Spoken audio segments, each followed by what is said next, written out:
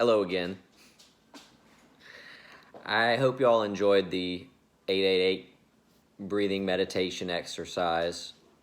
I learned that from that Human Aura book by Kuthumi and Joel Cole. I believe it was said that it can be used to activate the heart chakra. It's just a really good meditation exercise. Give me 1 second, guys.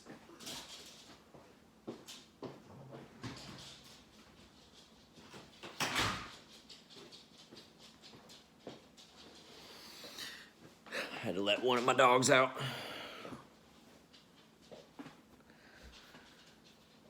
You know, that exercise can be amplified. Doing meditation in the morning helps. It can help achieve some better results.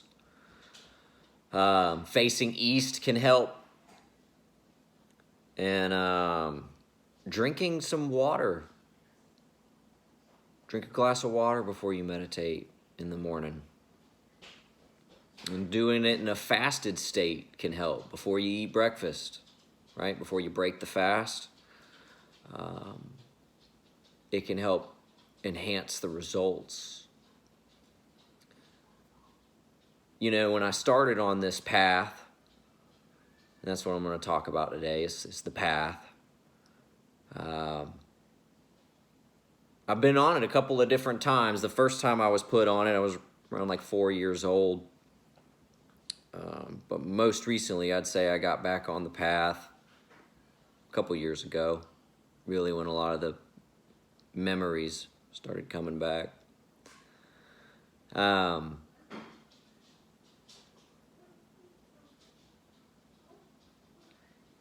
would see things. You know, there's different types of clairvoyance and psychic gifts. Some hear, some can sense, some can smell, and some can see in dreams. If I had to nail one down, I'd say that was probably, a seer. It was probably what I was used mostly for. I had other abilities too, seance, trance state, automatic writing. It was used that a good bit. I want to digress a little bit back to the path. At some point, we all must tread the path. Whether in this lifetime or in the next, or on your 1000th go around, if it takes that much. At some point, we all must tread the path.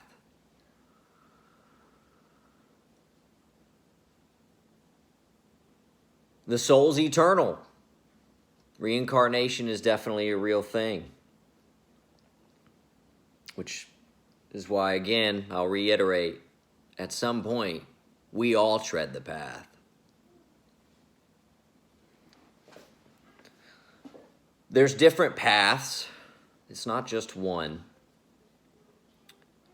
Imagine you're at the base of a mountain. And you look up to the peak where you need to go. How are you going to get there? Well, there's multiple ways. You could go around, right? And around, and around, and around. On a smooth, nice paved road all the way up. It might take you a while, but you'll get there. It'll probably be the easiest path. And then some might want to take maybe like a zigzag. Left and right. Treading. Get to the top. Save some time that way. And then there are those ambitious ones we're just going to go right up to the top. Straight line. Up the most steepest, dangerous path. Right to the top. The shortest path. And that's the one that I'm going to talk about. Well, yeah, there are many. But today we're just going to talk about that one. We're going to talk about, I don't know if you can see it,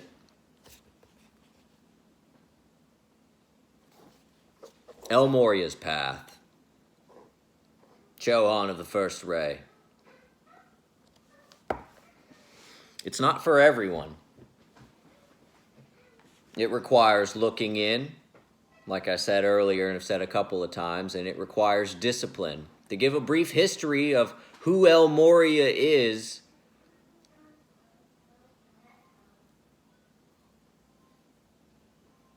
he is the embodiment of will, God's will. And if you choose to tread his path, it's going to require some sacrifice.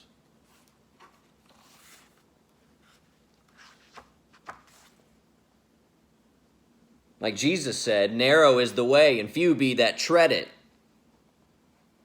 Or as some of your, maybe my theosophical friends would put it, will you tread the razor's edge?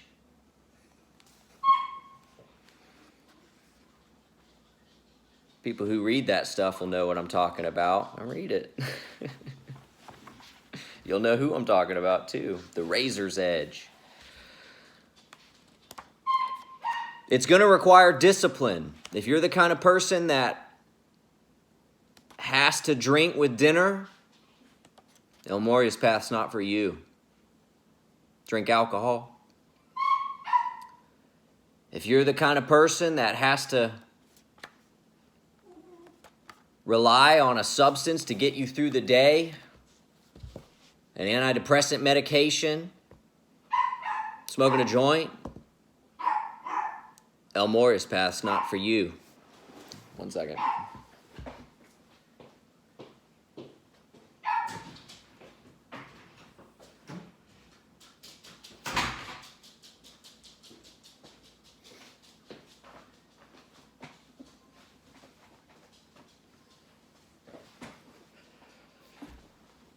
And if you're the kind of person who is unwilling to look inside yourself and face your innermost shadows and demons to move forward in life, El Moria's path is not for you.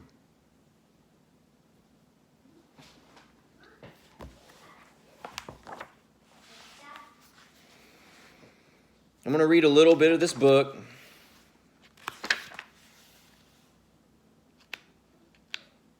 You know, and I guess before I get into that, there's a reason why I'm so close to with El Moria. You know, I told you the first time I was on the path was when I was around 4 years old. And I said in a video before that I was used as a medium in the rituals. Well, this guy was my first channel, El Moria. And he required much. I couldn't just go in there. I had to be in a purified state. For weeks, I would only eat celery on a very strict diet. Otherwise, he wouldn't come.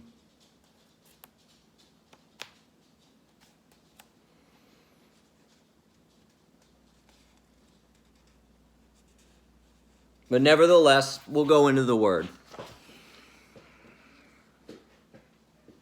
Have you ever joined a caravan to cross the trackless wastes of the deserts? Yes, some among you have.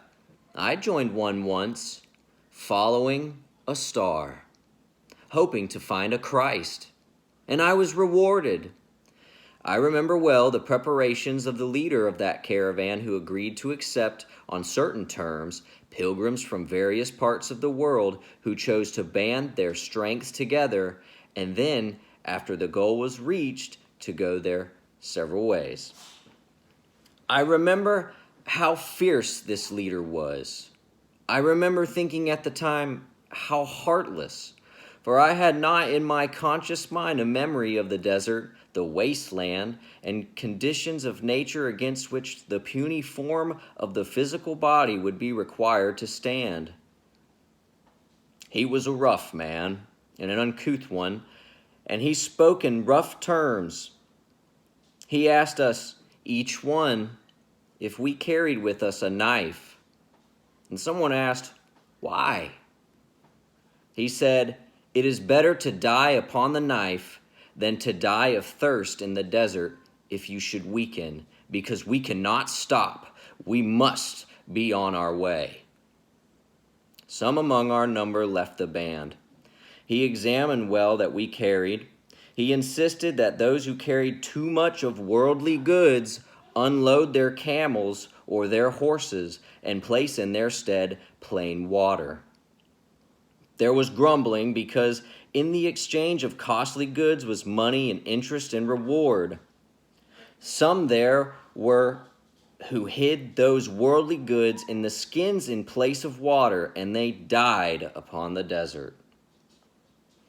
He asked us if we were beneath the silken garments of the day, protection against the heat of the desert sun, lest we be stricken as we moved relentlessly forward. Many other things were asked. He was relentless in that discipline. Those of us who abided within his counsel remained with that caravan to the end, and others' bones are bleaching yet beneath the desert sun.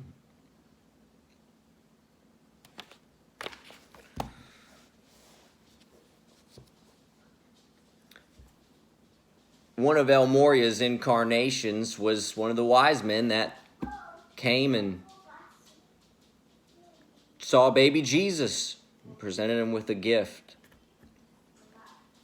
Abraham was one of his incarnations. Thomas Moore, the Irish poet, I could go on. You'll have to look it up if you want to know more. But the point of reading all that was to drive home that if one wishes to tread this path, it's going to take discipline. But the reward is great. So I would encourage anyone who wishes to do it. Have a good day, y'all.